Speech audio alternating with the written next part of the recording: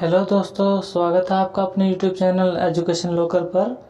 तो दोस्तों, हम कल दूसरा चैप्टर स्टार्ट कर चुके थे और उसका चैप्टर का मात्र 15% ही कवर हो पाया था। दोस्तों, ये पहले एक नोट है आप सभी के लिए। जो मेरा भाई या बहन इस वीडियो को पहली बार देख रहा है या मतलब यही वीडियो स्टार्टिंग कर रहा है, तो प्लीज़ इस वीडियो को बंद कर भाई पहले पिछले की 3 वीडियो देख ले। क्योंकि अगर आप उन 3 वीडियो के बिना या स्किप करे हुए यहाँ पर आए हैं तो आपके लिए ये वीडियो बेकार होने वाला है, टाइम आपका ख़राब जाने वाला है। तो प्लीज़ हाथ जोड़कर रिक्वेस्ट है मेरी आपसे, पहले आप स्टेप वाइज वीडियो देखें, उसके बाद ही यहाँ पर आए। देखिए भाई, मैं समय बर्बाद नहीं करवाना चाहता किसी का भी। समय बर्बाद करने के बाद उसे कुछ समझ में ना आए और फिर वो मुझे गाली बके या उल्टा सीधा कहे, तो ये कुछ ठीक नहीं है। तो मैं चाहता हूँ कि बच्चे वे ही हों जो मतलब चाहे 2 ही हों लेकिन पढ़े तमीज़ में। तो प्लीज़ मैं आपका समय या अपना समय बर्बाद नहीं करवाना चाहता। आप पहले से पहले वे 3 वीडियोस देखें, उसके बाद इस वीडियो पर जंप करें। थैंक यू, आपको मेरी बात समझ में आई होगी। चलिए अब हम जहाँ कल स्टॉप किया था उससे आगे से कंटिन्यू करते हैं। कल हम पहुँच चुके थे दोस्तों यहाँ पर। आज हम कंटिन्यू कर रहे हैं 2.1 से।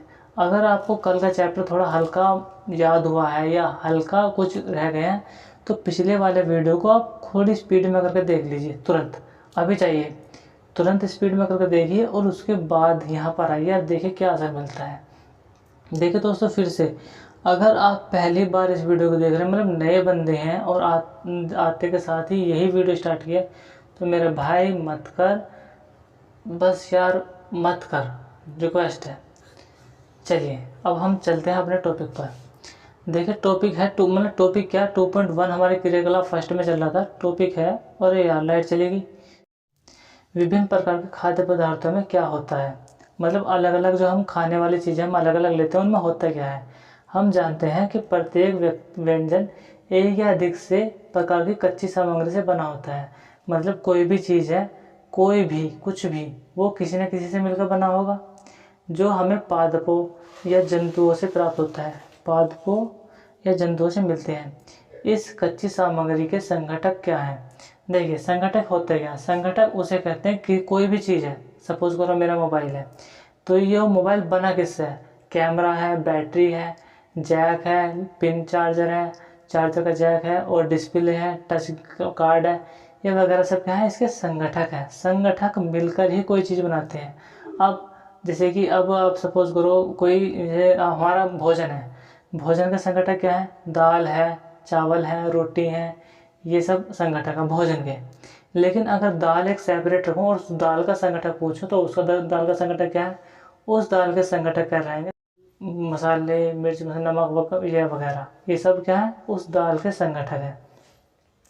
इस कच्ची सामग्री से हमारे शरीर के कुछ आवश्यक घटक होते हैं जो हमारे शरीर के लिए ज़रूरी हैं। इन घटकों को हम पोषक कहते हैं। हमारे भोजन में मुख्य पोषक है कार्बोहाइड्रेट, प्रोटीन, वसा। देखकर मैं बात कर रहा था प्रोटीन की, वसा की, विटामिन की, जो आज हमारे सामने आ रहे हैं। अभी आज तो मक्खी परेशान कर रही है दोस्तों, सॉरी लाइट चली गई थी। चलिए अब हम आगे चलते हैं। हम पढ़ रहे थे घटक के बारे में।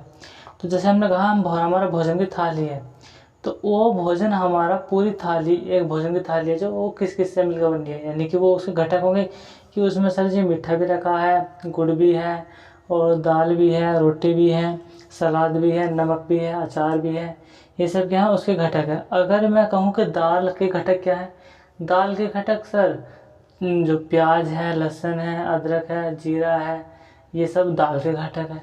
तो हर किसी के किसी न कुछ घटक होते हैं। जैसे कि अगर यदि आपको मैं कहूँ कि लो पेंसिल के घटक क्या है, सर पेंसिल के घटक है लाल पेंट है, ब्लैक पेंट है, वाइट पेंट है और लकड़ी और ग्रेफाइट की छड़ है। अंदर जो ये सुरमा है ग्रेफाइट का होता है, तो ये इसके घटक है। तो इन्हें कहते हैं घटक, यानी कि किसी भी चीज़ के वे छोटी ही छोटी चीज़ें जिनसे वो मिलकर बनी हुई है उन्हें कहते हैं घटक। तो इन घटकों को हम पोषक तत्व कहते हैं। हमारे भोजन में मुख्य पोषक कौन कौन से हैं, कार्बोहाइड्रेट, प्रोटीन, वसा, विटामिन तथा खनिज लवण। इसके अतिरिक्त यानी कि इसके अलावा, अतिरिक्त हम पढ़ चुके हैं पिछले उसमें, और इसके अलावा हमारे भोजन में रुक्षांश, जो मैंने पपीता का एग्जाम्पल लिया था, रुक्षांश तथा जल भी शामिल है, जिनकी हमारे शरीर को आवश्यकता होती है। क्या सभी खाद्य पदार्थों में ये सभी पोषक तत्व उपलब्ध होते हैं, क्या सारे के सारे खाद्य पदार्थों में ये सभी उपलब्ध होते हैं? नहीं, सभी में नहीं होते। कुछ साधारण विधियों से हम यह जान सकते हैं कि कच्ची सामग्री या पके हुए भोजन में कौन सा अधिक पोषक उपस्थित है। देखिए, ये जब टॉपिक चलने वाला है, ये चलने वाला है करीब करीब 10th क्लास का, तो आपको पढ़ने के लिए मिलेगा 10th क्लास में। यहाँ पर आप पढ़ लोगे, समझ में आने का नहीं है, ना ही मैं प्रैक्टिकल करा सकता आपको। तो इसलिए कि टाइम बचेगा और हम एक्स्ट्रा चीज़ें ना पढ़ने के स्किप करने वाला हूँ मैं। यहाँ से हम पढ़ने वाले हैं हम यहाँ तक कि कुछ साधारण विधियों से हम यह जान सकते हैं, मतलब कुछ मेथड हैं जिनको टेस्ट करके हम यह जान सके कि इसके अंदर कौन सा पोषक तत्व है। विटामिन है, प्रोटीन है, कार्बोहाइड्रेट है, वसा है, क्या है, वे हम मेथड है कुछ। तो कि कच्ची सामग्री या पके हुए भोजन में कौन सा एक या अधिक पोषक तत्व उपस्थित है। कार्बोहाइड्रेट, प्रोटीन तथा वसा का परीक्षण अन्य पोषकों के परीक्षण की अपेक्षा सरल है। आइए हम इन परीक्षण को अगले वाले क्लास के ऊपर टालते हैं, अभी हम नहीं करेंगे। चलिए, ये मंड के परीक्षण है, मंड, और देखिए ये सब टेस्ट ही है, वसा का टेस्ट है, और इसके बाद है यहाँ तक के टेस्ट ही थे। अब चलेगा हम इस पॉइंट से, यहाँ से। चलो मैं एक एक चीज़ दिखा देता हूँ वैसे आपको। देखिए, कार्बोहाइड्रेट के कुछ स्रोत जहाँ से हमें सबसे ज़्यादा कार्बोहाइड्रेट मिलता है। चावल है, बाजरा है, गेहूँ है, आलू, गन्ना, पपीता, तरबूज, आम, मक्का। तो इसमें चावल मैन है, बाजरा मैन है, आलू मैन है, और आलू और आम इनसे हमें क्या मिलता है? मेनली कार्बोहाइड्रेट मिलता है। ठीक है, तो कार्बोहाइड्रेट, अगर हमारे शरीर में कार्बोहाइड्रेट की कमी होती है तो हम सबसे पहले क्या करेंगे? हम सबसे पहले इन चीज़ों का सेवन करेंगे, यानी कि इन चीज़ों को खाने की चेष्टा करेंगे सबसे पहले। अगर बाई चांस हमारे शरीर में मतलब अब उसकी वसा की कमी हो जाती है, तो वसा की कमी से तो वसा किससे पूर्ति करेंगे हम? वसा पाई जाती है अंडे में, मछली में, मांस में, घी में, दूध में, मक्खन में, क्रीम में। तो यानी कि सबसे ज़्यादा वसा किस में पाई जाती है? ये सब हैं जानता उत्पाद। ये जो जंतु से उत्पन्न होते हैं ये वे हैं, और जो हमें पेड़ों से प्राप्त होते हैं वे हैं मूंगफली, बादाम की गिरी, तिल। ये तिल का तेल या बादाम का तेल, ये सब क्या है? पेड़ों से प्राप्त, पेड़ या पौधों से प्राप्त होने वाले ये पादप उत्पाद हैं, वो हमें वसा देने के, और ये जानता उत्पाद है, हमें वसा के स्रोत। पादप स्रोत ए और जंतु स्रोत बी। विभिन्न पोषक हमारे शरीर के लिए क्या करते हैं? अच्छा ठीक है, ये पोषक हैं। अब आप पूछोगे सर ये पोषक हैं तो हमारे शरीर में करते क्या हैं? चलिए पढ़ते हैं। कार्बोहाइड्रेट मुख्य रूप से हमारे शरीर को ऊर्जा प्रदान करता है। जो तुम सुबह कार्बोहाइड्रेट का मतलब क्या? अब हमने पढ़ा था सर कार्बोहाइड्रेट तो अनाज में मिलता है और चावल में मिलता है। हाँ, तो जब हम खाना खाते हैं उसके बाद हमारे अंदर एनर्जी आती है। हाँ, क्योंकि कार्बोहाइड्रेट से ही एनर्जी आती है। अगर आपसे कोई पूछे कि खाना खाने के बाद एनर्जी क्यों आती है, तो तुम क्या कहोगे? नो बस आ जावे। ऐसा कुछ नहीं है, आप कहोगे क्योंकि हम जो खाने में लेते हैं, सबसे पहले तो हम खाने में एक ना एक जो सामान लेते हैं, एक ना एक प्रोडक्ट जो लेते हैं वो लेते हैं अन्न का। या हम चावल लेंगे या फिर हम अनाज लेंगे, और इन दोनों में ही कार्बोहाइड्रेट की मात्रा ज़्यादा होती है। कार्बोहाइड्रेट की मात्रा ज़्यादा होती है, और कार्बोहाइड्रेट से हमें ऊर्जा मिलती है। चूँकि हमने कार्बोहाइड्रेट की मात्रा ज़्यादा ली है तो ऊर्जा में मिलेगी, तो ऊर्जा ज़्यादा मिली इसलिए हमारे अंदर एनर्जी है। हमें ऊर्जा वसा से भी मिलती है। वास्तविक यह है कि कार्बोहाइड्रेट की तुलना में वसा की समान मात्रा में अधिक ऊर्जा प्राप्त होती है। मतलब जो मेनली चीज़ ये है कि अगर कार्बोहाइड्रेट लूँ एक कटोरी, मतलब मैं ये नहीं कर रहा कटोरी में कार्बोहाइड्रेट होता है, लेकिन बाई चांस अगर नापने लग जाए एक कटोरी में कार्बोहाइड्रेट और एक कटोरी में वसा उतने बराबर में, तो हमें ज़्यादा एनर्जी कौन देगा? ज़्यादा एनर्जी देगी हमें वसा। ठीक, तो हमें सबसे ज़्यादा हमारी एनर्जी का स्रोत क्या? फिर सबसे ज़्यादा एनर्जी का स्रोत है ये हमारे वसा। तो ये वसा के ही तो स्रोत हैं। वसा, दूध, अंडे, क्या बोलते ना, जब हम अंडे खा ले दूध पी ले हमें नींद आनी कम हो जाए, क्योंकि हमारे अंदर एनर्जी रहे। और नींद हमें तब आवे जब हमारे अंदर एनर्जी ख़त्म हो जाती है, हमारी मांसपेशियाँ, हमारे बॉडी पार्ट जो थकान महसूस करता है। चलिए समझ में आया होगा, आगे चलते हैं। तो हमें वसा मतलब कार्बोहाइड्रेट की तुलना में अगर कार्बोहाइड्रेट खाएं और साइड में उतनी ही मात्रा में वसा खाएं, तो कार्बोहाइड्रेट से ज़्यादा हमें एनर्जी किससे मिलती है? वसा से। तो वसा की समान मात्रा से हमें अधिक ऊर्जा प्राप्त होती है। वसा और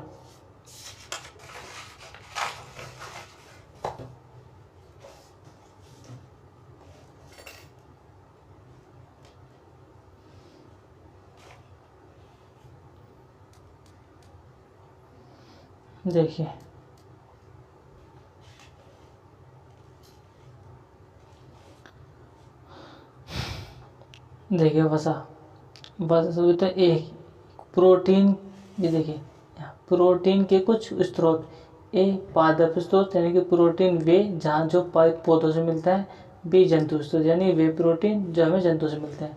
पादप स्रोत में सबसे बेहतरीन है सोयाबीन। जब हम कोई रनिंग करते हैं तो प्रोटीन का यूज़ होता है, मतलब प्रोटीन हम ज़्यादा वो लेते हैं, प्रोटीन की मात्रा अधिक लेते हैं। सबसे ज़्यादा किस में पाया जाता है? सोयाबीन में। तभी तो कहते हैं बच्चों के लिए कि सुबह को सोयाबीन खाया करो, चने खाया करो। चने में देखिए चना, सोयाबीन, मूंग, तुरर दाल, राजमा, मटर। तो तुमने सबसे मेनली क्या चीज़ देखी? ये इनमें सोयाबीन सबसे ज़्यादा पाया जाए, मतलब प्रोटीन। तो तुमने क्या चीज़ देखा इसमें कौन? सर हमें तो एक मोटा मोटा दिखाई दे रहा है कि ये दाल है, लगभग दाल ही है सारी। तो इसका मतलब क्या? हमें लगभग सभी दालों से प्रोटीन प्राप्त होता है। और सबसे ज़्यादा किससे होता है? सबसे ज़्यादा सर सोयाबीन से। ठीक, जो ये सब क्या है? जो सर ये तो पादप उत्पाद है जो पेड़ पौधों से मिले हैं। जानता उत्पाद क्या? जिससे हमें पनीर, जिससे हमें वो मिली कार्बोहाइड्रेट या वसा, यही था जानता उत्पाद में। तो यही है, हर चीज़ में जंतु से मिलने वाली कोई अलग चीज़ तो है नहीं। अंडे मिलेगा, दूध मिलेगा, मांस मिलेगा, ये दूध से बनने वाले प्रोडक्ट है, ये बनेगी। तीसरी चीज़ कुछ प्राप्त नहीं होगी। देखिए और थोड़ा जूम कर लेते हैं। अब ठीक है। प्रोटीन की आवश्यकता शरीर की वृद्धि तथा स्वस्थ रहने के लिए होती है। कार्बोहाइड्रेट की आवश्यकता क्यों थी या वसा की आवश्यकता क्यों थी? हमारे शरीर को एनर्जी देने के लिए। प्रोटीन की आवश्यकता क्यों है?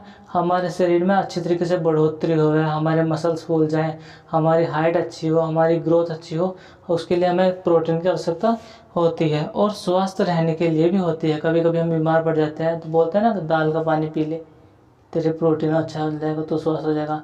प्रोटीन युक्त भोजन को प्राय शरीर वर्धक भोजन कहते हैं। सीधी सी बात है, जिससे हमारा शरीर बढ़ रहा है उसी को हम शरीर वर्धक, शरीर बढ़ोतरी, शरीर वृद्धि कहेंगे भोजन। ये कोई खास बात नहीं है। इसी के वर्ड में सिर्फ शरीर यानी कि हमारी बॉडी, वर्धक यानी कि बढ़ोतरी, भोजन ऐसा भोजन जिससे हमारे शरीर की बढ़ोतरी होती है।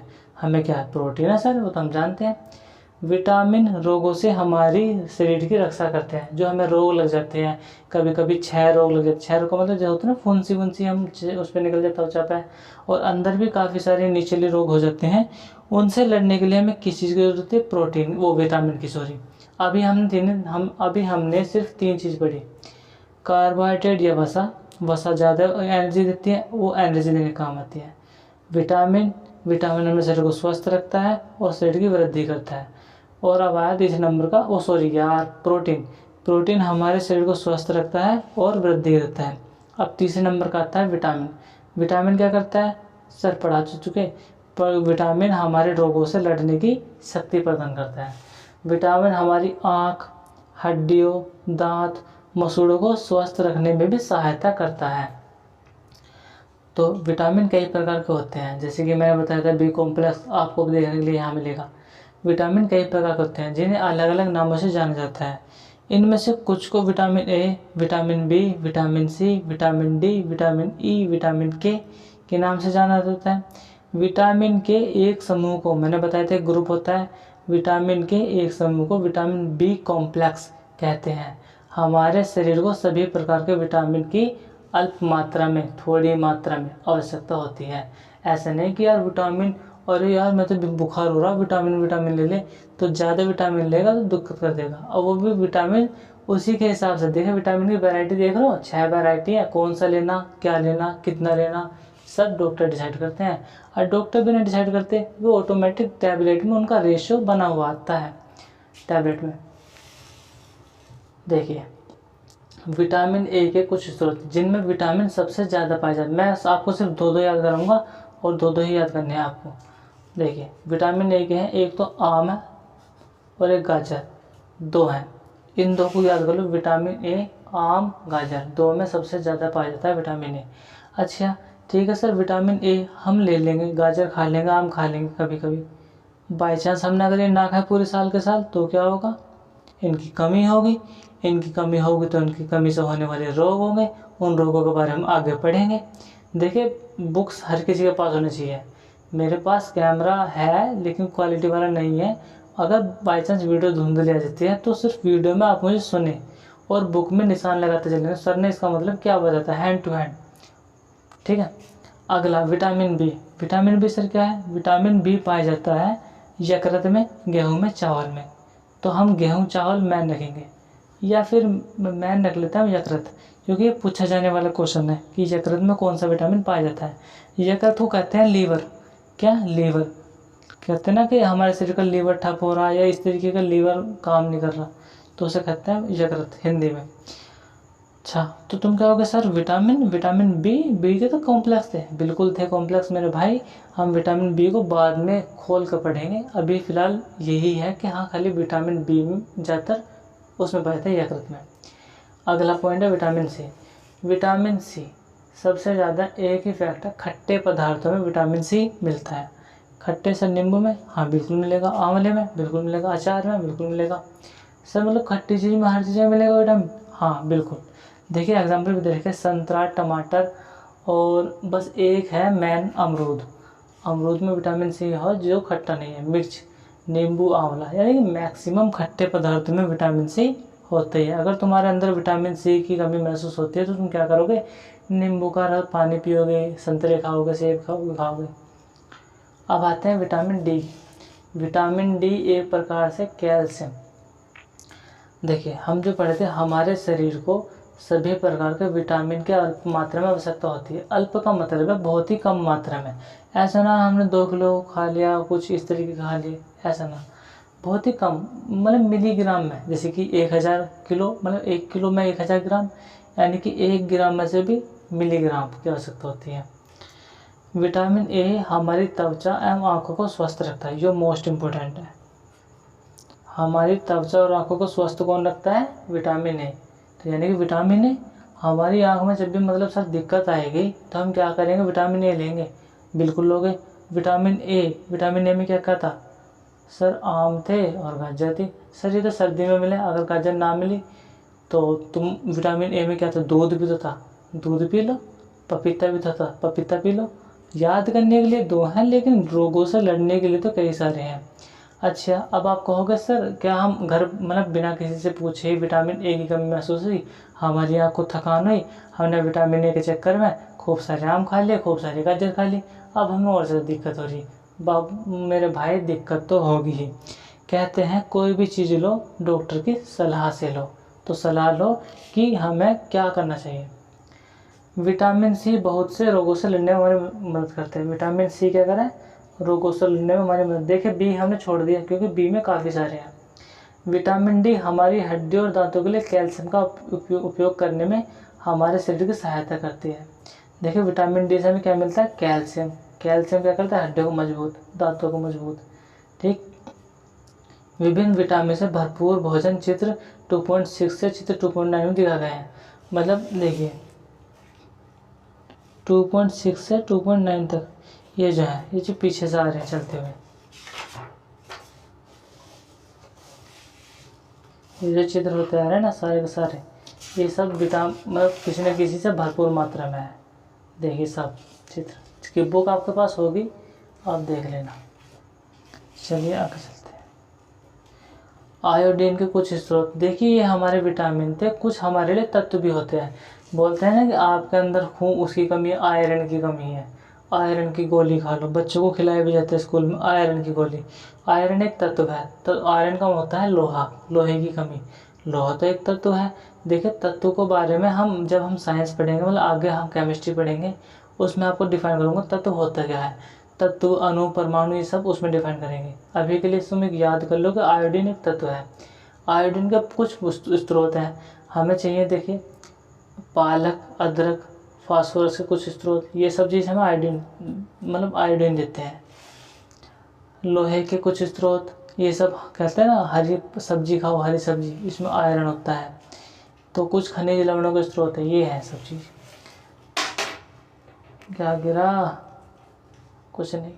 देखिए, हमारा शरीर भी सूर्य के प्रकाश की उपस्थिति से विटामिन डी बनाता है। मोस्ट इम्पोर्टेंट है, सूर्य की प्रकाश की उपस्थिति से कौन सा विटामिन बनता है, विटामिन डी।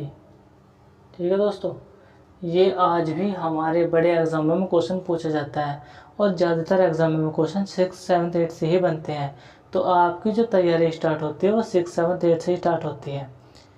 ये आपको देखिए सलाह वही दूंगा जो मैंने बीती हुई है मेरे ऊपर।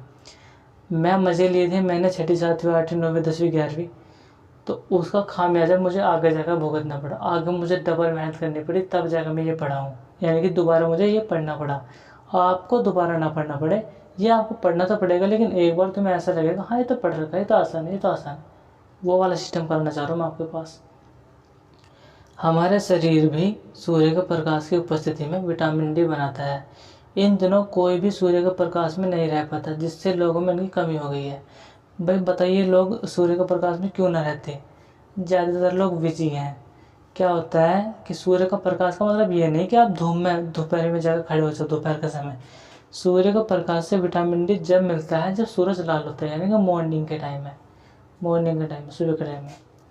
हमारे शरीर को खनिज लवणों की आवश्यकता अल्प मात्रा में होती है। अल्प मात्रा का मतलब है बहुत ही कम मात्रा में, ऐसा नहीं है कि वही खाए जाओ। अल्प मात्रा में होते हैं। शरीर के उचित विकास तथा अच्छे स्वास्थ्य के लिए प्रत्येक खनिज लवण आवश्यक है। ऐसा तो हो नहीं सकता सर हम विटामिन छोड़ दें अगर सारे कुछ खा लें, तो भैया विटामिन की कमी से होने वाले रोग हो जाएंगे। सर हम प्रोटीन छोड़ दें तो भैया तेरी वृद्धि रुक जाएगी। सर हम कैल्शियम यानी कि विटामिन डी छोड़ दें, दांत गिरने लग जाएंगे, हड्डियाँ कमज़ोर हो जाएंगी। तो हमें हर चीज़ थोड़ी मात्रा में चाहिए ही होती है। ठीक है, शरीर के उचित विकास के लिए, अच्छे स्वास्थ्य के लिए प्रत्येक खनिज आवश्यक होते हैं, सही है। विभिन्न खनिज लवणों के कुछ स्रोत की चित्र 2.10 में दर्शाया गया है, तो चित्र 2.10 ही है। अधिकांश खाद्य पदार्थ, अधिकांश का मतलब है मैक्सिमम, ज़्यादा से ज़्यादा। खाद्य पदार्थ का मतलब है जो हमें खाने वाली चीज़ें हैं। ज़्यादातर खाने वाली चीज़ों में हम एक से अधिक पोषक तत्व होते हैं। अब ऐसा थोड़ी ना भाई सेपरेट, भाई दूध में सिर्फ कैल्शियम पाया जाएगा और कुछ नहीं पाया जाएगा, सिर्फ कैल्शियम। जब भी तुझे कैल्शियम कमी हो दूध उठा पी जा। ऐसा तो है नहीं कि दूध में वसा भी है, कार्बोहाइड्रेट भी है और ग्लूकोज भी है, कई सारी चीज़ें। अब यदि कहने लग जाएं हम कि आपको दाल में सिर्फ प्रोटीन मिलेगा, सिर्फ और सिर्फ प्रोटीन, उसके अलावा 1% आपको ना तो वसा मिलने वाली है ना कार्बोहाइड्रेट, ये गलत है। तो एक ही पदार्थ में या एक ही चीज़ वस्तु में, एक ही भोजन में हम कई प्रकार के पोषक तत्व प्राप्त कर सकते हैं। आप भी सारणी में प्रश्न को लिख सकते हैं। समय इस बात को अवश्य देखा जाए, आप भी सारणी 2.2 में परीक्षणों को लिखते समय इस बात को अवश्य देखा जाए कि फिर भी किसी कच्ची सामग्री में एक निश्चित पोषक तत्व की मात्रा दूसरे पोषक तत्व की मात्रा से अधिक होती है। हाँ ऐसा हो सकता है सर, विटामिन ए हमारा जो पालक में काम है, ए गाजर में ज़्यादा है, तो जब ए की कमी होगी तो पालक की वजह से हम थोड़ी मात्रा में गाजर ज़्यादा खा सकते हैं। ऐसा होता है कि एक चीज़ में दूसरी चीज़ से ज़्यादा हो, कोई सा विटामिन कम हो, लेकिन सेपरेट नहीं हो सकता कि गाजर में सिर्फ विटामिन ए होता है और कोई सा नहीं होता, या प्रोटीन नहीं होता, वसा नहीं होता, कार्बोहाइड्रेट नहीं होता है, लेकिन थोड़ी थोड़ी मात्रा में। इसीलिए जैसे चावल में होता तो सब कुछ है, लेकिन उसमें कार्बोहाइड्रेट ज़्यादा है, तो उसी के नाम पर उसी का एग्जाम्पल दे दिया कि कार्बोहाइड्रेट ज़्यादा है तो उसी में रख देंगे उसको। अब अगर किसी में प्रोटीन ज़्यादा है दाल में, तो दाल की कैटेगरी प्रोटीन में एग्जाम्पल आ गया कि प्रोटीन का जब भी एग्जाम्पल देंगे, प्रोटीन सबसे ज़्यादा कहाँ पाया जाए, तो क्या हम उसमें उसका एग्जाम्पल देंगे कोई आम का, गाजर का? सर इनसे ज़्यादा तो हम उसमें देते हैं दाल में, तो दाल का क्यों नहीं लिखा? अरे हाँ दाल का ही है, दाल का ही है। ठीक है, पोषक अधिक हो सकती है। उदाहरण चावल में कार्बोहाइड्रेट की मात्रा दूसरे पोषक तत्वों से अधिक होती है। देखिए यही तो बात थी जो मैं कह चुका।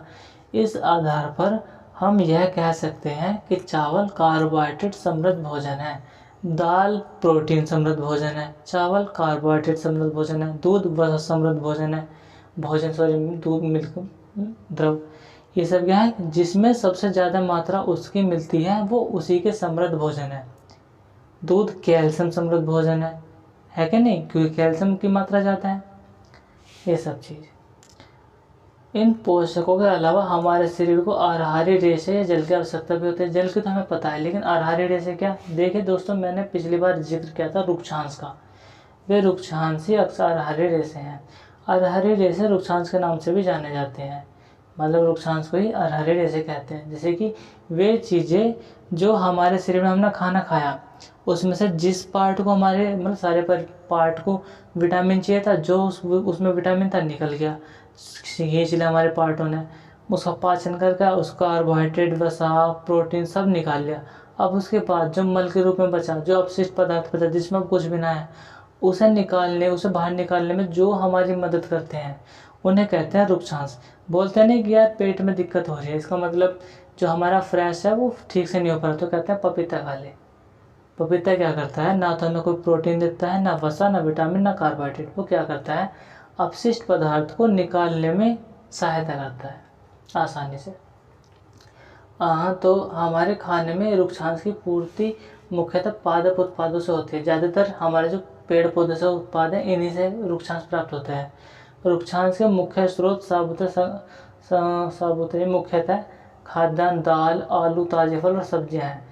रुक्षांश हमारे शरीर को कोई पोषक प्रदान नहीं करते, फिर भी यह हमारे भोजन के लिए आवश्यक होते हैं और इसका आयतन बढ़ा देते हैं। कि भोजन तो हमने इतना खाया, पपीता अधिक लोग खा ले और ज़्यादा हो गया। रुक्षांश बिना पचे भोजन को बाहर निकालने में हमारे शरीर की सहायता करते हैं। जो भोजन को हमारा शरीर पचा नहीं पाता, उसको रुक्षांश क्या करते हैं? इसे बाहर मल के रूप में बाहर निकालने में सहायता करते हैं। तो दोस्तों आज के लिए बस इतना ही। चैप्टर करेंगे, धीरे धीरे करेंगे, अब बस ख़त्म ही होने वाला है। ख़त्म नहीं करना है, एक एक पॉइंट समझ के चलना है। और बस फिर हम इस चैप्टर को ख़त्म करने के बाद इसका एक टेस्ट ले लेंगे। क्या? दोनों चैप्टर का एक टेस्ट लूँगा, जिसमें कम से कम 20 क्वेश्चन होंगे, ऑब्जेक्टिव क्वेश्चन होंगे। आपको सिर्फ टिक लगाना है और देखना बिल्कुल उसी में से पढ़ा हुआ आएगा कि आप खाली बिना याद करे नहीं होगा, सर इसका तो पता था, इसका तो पता था, खुद आप कहोगे। चलिए दोस्तों, विदा लेते हैं इसी के साथ। आशा करता हूँ आपको बड़े अच्छी लग रही होगी, समझ में आ रही होगी। दोस्तों अगर दोस्तों या भाई बहन या कोई भी या बड़े कोई गार्जियन देख रहे हो, तो बच्चे के फ्यूचर के लिए प्लीज़ उसे इससे अवगत कराएं और उसकी पढ़ाई को कंटिन्यू जारी रखें। चलिए थैंक यू, बस बहुत हो गया। अब रात के 3 बज रहे हैं, सोना भी है। चलो भाई, थैंक यू सो मच।